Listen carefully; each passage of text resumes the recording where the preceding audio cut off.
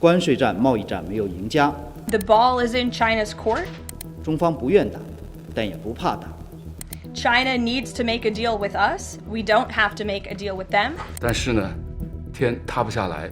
Ça, c'est l'ambiance ultra tendue entre les États-Unis et la Chine depuis les annonces chocs de Donald Trump sur les droits de douane. Foreign scavengers have torn apart our once beautiful American dream. On se rappelle, au départ, Trump avait taxé la Chine de 34%. La deuxième puissance mondiale avait alors répliqué en appliquant elle aussi 34%. Sauf que le président américain ne s'attendait pas à un tel affront. They're proud people. And President Xi's a proud man. Il passe alors directement à 145% de taxes et la Chine répond à 125%. Le bras de fer se durcit et au cœur de ce jeu de pouvoir, il y a ce qu'on appelle les semi-conducteurs, auxquels sont suspendus le destin de milliers d'entreprises, le pouvoir d'achat de millions de consommateurs et la gouvernance mondiale de l'innovation technologique.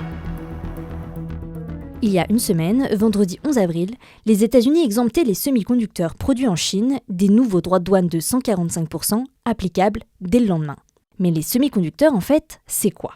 Ce sont tous les composants électroniques de type puce que nous retrouvons dans tous les objets du quotidien, les ordinateurs évidemment, les smartphones, les écrans de télévision, mais aussi les voitures, les jouets, les lave-linges, bref, partout. À l'extrême gauche, vous avez la diode qui va coûter 1/10 de centime. Et vous avez des composants pour de l'intelligence artificielle qui vont coûter plus de $40 000. Donc ça va de 0 à 1 centime à $40 000. Après l'annonce de l'exemption des droits de douane sur les semi-conducteurs, c'est un ouf de soulagement du côté des entreprises américaines. Mais 2 jours plus tard, dans l'Air Force One, Donald Trump fait presque marche arrière. The tariffs will be in place in the not distant future because, as you know, like we did with steel, like we did with automobiles, like we did with aluminum, which are now fully on, we'll be doing that with semiconductors, with chips. Un peu plus tôt, le secrétaire au commerce avait spoilé l'annonce à la télévision. We need to have semiconductors, we need to have chips, and we need to have flat panels. We need to have these things made in America. We can't be reliant on Southeast Asia. Howard Lutnick précise ensuite sans s'avancer davantage qu'une flexibilité sera mise en place pour certaines entreprises qui ne pourront pas, quoi qu'il arrive, se passer des semi-conducteurs chinois.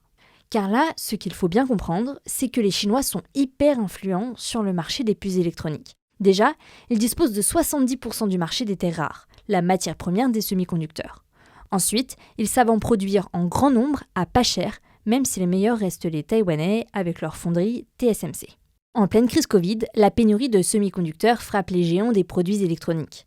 Les Américains se rendent compte de leur dépendance aux autres pays de la chaîne de production et adoptent alors le CHIPS Act. Ils distribuent des milliards de dollars de subventions pour inciter les entreprises américaines à produire leurs propres puces. Mais de l'aveu même du patron d'Apple, les Américains ont un retard d'expertise à rattraper.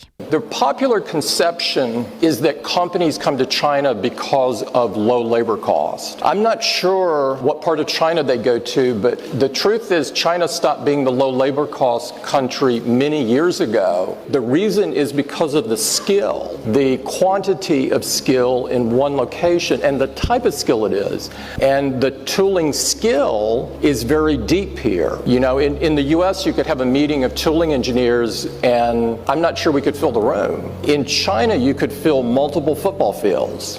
It's that vocational expertise is very deep. Comme de nombreux géants américains, Apple est une entreprise dite fabless.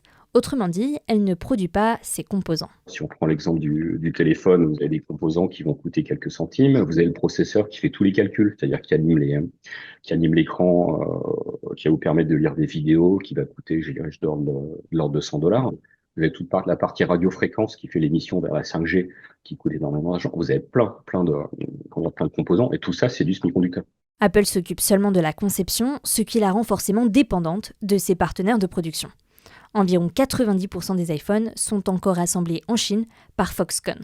Apple serait donc particulièrement impacté si des droits de douane s'appliquaient. The reality is, if you want an iPhone made in the US and you want that for $3,500, we should make it in the US.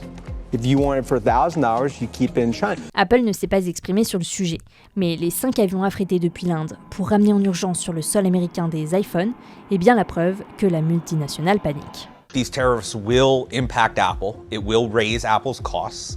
And the most common way for a firm to recoup these costs is by raising prices. Now, if Apple does, sell a $1,500 iPhone or whatnot, that could really start hurting demand on the other side too. Malgré les tentatives pour maîtriser toute la chaîne de production, il est quasi mission impossible pour les États-Unis de faire des semi-conducteurs made in America. Les terres rares ou les minerals, comme ils disent en anglais, c'est un des éléments fondamentaux de la chaîne.